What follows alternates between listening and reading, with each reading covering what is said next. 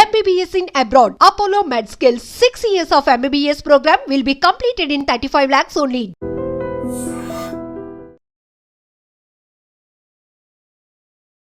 నమస్కారం, welcome to I dream. ధర్మ మార్గం విత్ విజిత కార్యక్రమానికి స్వాగతం.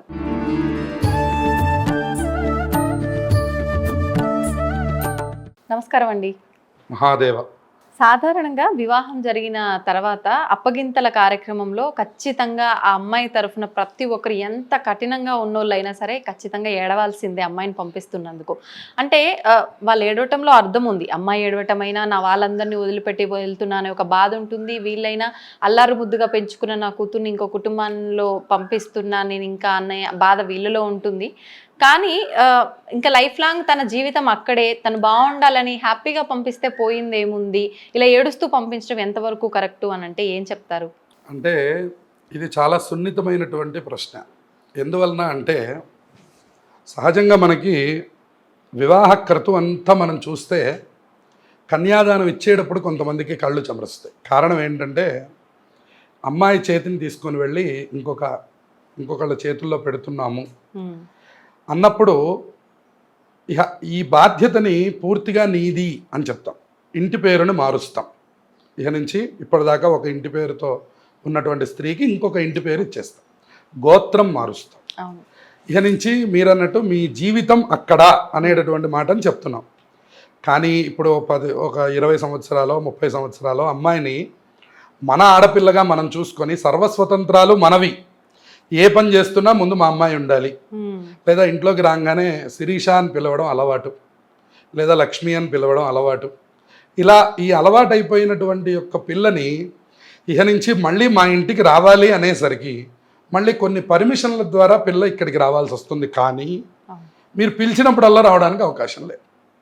అట్లాగే మనకి ఆషాఢ మాసం లాంటివి ఏవైనా ఇబ్బందులు ఇట్లాంటివి వస్తే కొన్ని సందర్భాల్లో అసలు రాకూడదు అని చెప్తారు. మరి అటువంటి ఇబ్బందులు ఇహ నుంచి ఎప్పుడైతే భర్త ఒప్పుకోడో లేదంటే అత్తమావగారులు ఒప్పుకుంటారో ఒప్పుకోరో, ఇటువంటి వాటన్నిటి మీద కూడాను వాళ్ళందరికీ ఆ సమయంలో అది జ్ఞాపకం వచ్చి, అయ్యో ఇదివరకటంత స్వతంత్రం ఇహ నుంచి నేను నా కూతురు మీద నేను ప్రకటించలేను, నువ్వు నాతో పాటు రా, ఒక 1 month ఫారెన్ వెళ్తున్నాను, నువ్వు కూడా నాతో పాటు ఉండు అనే మాట అనగలరా? స్వతంత్రం ఉండదు. అలాగే మా అబ్బాయి వాళ్ళ ఇంట్లో ఉత్సవం అంటే ఉదాహరణకి ఈ అమ్మాయికి అన్నయ్య గారి ఇంట్లో ఉత్సవం జరిగింది.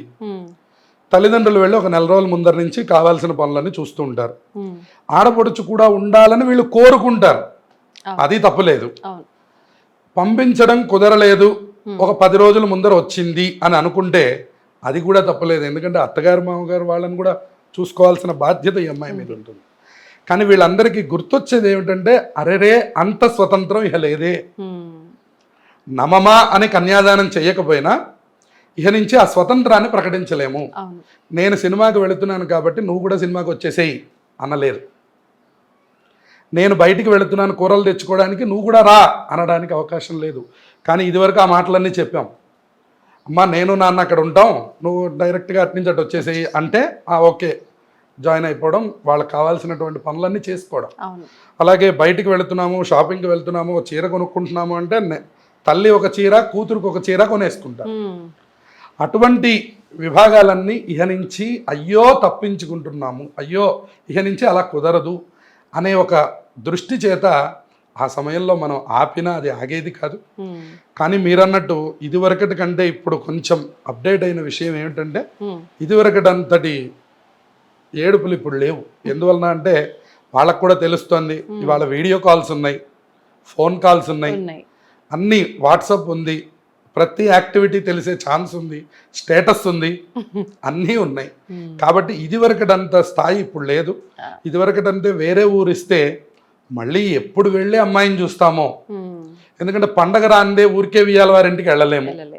అంటే మళ్ళీ పండగ వరకు అమ్మాయిని చూడడానికి ఆగాలి అన్నా కూడా ఆ తల్లికి ఆ తండ్రికి దుఃఖం పొంగుకొచ్చేస్తుంది. ఫోన్లు కూడా లేవు, ఏ రకమైన అవకాశం లేదు. ఉన్న ఇదివరకు ల్యాండ్ ఫోను, ఈవిడ ఫోన్ చేయాలి, ఆవిడ తోటలో పని చేస్తుంటే ఆవిడ పిలవాలి, ఆవిడ వచ్చేంత వరకు ఈవిడ ఆగాలి, అప్పుడు వచ్చి ఈవిడ తీసుకొని అమ్మ అంటే అమ్మ అనాలి, మళ్ళీ కరెంటు టెలిఫోన్ బిల్లు పెరిగిపోతుందేమో అని మళ్ళీ వెంటనే పెట్టేయ్యా. కానీ ఇప్పుడు అవకాశం లేదు కాబట్టి ప్రతి యాక్టివిటీ మనం మన తల్లిదండ్రులకి ప్రపంచానికే తెలియజేస్తున్నాం. అవును. కాబట్టి ఈ సందర్భంలో కొంతమంది స్థిమితంగానే ఉంటున్నారు. గతంలో మీరు అన్నట్టు ఇటువంటి అంశాల మీద చాలా బాధపడేవాళ్ళు. అయ్యో కూతురు ఇన్నాళ్ళు మాకు తల్లో నాలికలాగా. చూడండి, కొడుకు యాక్టివిటీ ఇంట్లో తెలియదు, బయట తెలుస్తుంది. కూతురు అంటే తన ఉనికి అంతా ఇంట్లో తెలుస్తుంది. ఎందువల్ల?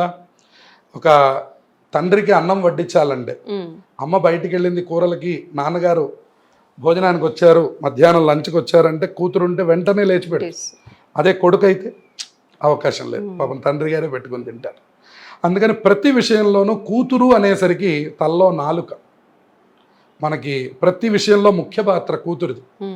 కాబట్టి అటువంటి కూతురు ఇక నుంచి మనం పిలిస్తే వచ్చే అవకాశం లేదు అనేటటువంటి బాధ ఈ అప్పగింతల సమయంలోనే వస్తుంది. కారణం ఏంటంటే ఆ మాటలన్నీ అక్కడ చెప్తారు. ఇన్నాళ్ళు నేను పెంచాను, ఇక నుంచి నీకు అప్పచెప్పేస్తున్నాను, ఇక నుంచి నీతో పాటే నడుస్తుంది, నువ్వు ఎటు నడిస్తే అటు నడుస్తుంది. అంతేగా, ఫారెన్ వెళ్తే ఫారెన్ వెళ్ళిపోతుంది, బెంగళూరులో కాపురం పెడితే బెంగళూరు వెళ్ళిపోతుంది. మేమేదో ఇక్కడ విజయవాడలో ఉంటాం, వాళ్ళు ఎక్కడో బెంగళూరులో ఉంటారు. మీరు ఎప్పుడు వస్తారో మేము ఎప్పుడు వస్తామో, ఈ ఉద్యోగాలు ఎటువంటివో, వీటన్నిటి రీత్యా వాళ్ళకు కొంచెం బాధ కలుగుతుంది. కాబట్టి అది ఏడుస్తూ పంపించడం అని కాదు, అసలు మనం రావడమే ఏడుస్తూ వచ్చాం లోకంలోకి. కాబట్టి ఇటువంటి వాటిల్లో ఒక శుభతరుణం ఏమిటంటే వాళ్ళు అంత బాధతో ఉన్నారంటే అంత ప్రేమతో ఉన్నారని వాళ్ళ మధ్య అనుబంధం అంత గొప్పదా. అంటే ఏడవని వాళ్ళ అనుబంధం లేని వాళ్ళని కాదు, వాళ్ళ మనసు అంత దృఢంగా ఉందని. కొంతమంది మనస్సు సున్నితంగా ఉంటుంది, వెంటనే భావోద్వేగం వచ్చేస్తుంది. కాబట్టి ఇటువంటిది కానీ తప్పించి అసలు అమ్మాయి ఎక్కడికి వెళ్ళలేదు, అమ్మాయి ఎప్పుడూ వస్తూనే ఉంది. ఇవాళ అసలు ప్రపంచం ఇంకా మారిపోయింది. కాబట్టి అన్ని విధాల అప్పగింతలు అనేటటువంటిది ఒక చిన్న యాక్టివిటీనే తప్ప ఏ రకంగానూ బాధకు అవకాశం లేదు. ధన్యవాదాలండి. శుభమస్తు. తవ్వండి, తవ్వుతూనే శివలింగం సరే దాన్ని అట్లా కప్పేసేయండి, చూపించదండి. Krishna is there. మూర్తి పూజ కాదు, సాక్షాత్ బ్రజేంద్ర నందన భగవాన్ ఉన్నారు మూర్తిలో. ఏమీ ఆశించకుండా ఆరాధించే వాళ్ళు కూడా ఉన్నారా ప్రభుజీ? నిజమైన భక్తి అంటే మనకు తెలియదు కాబట్టి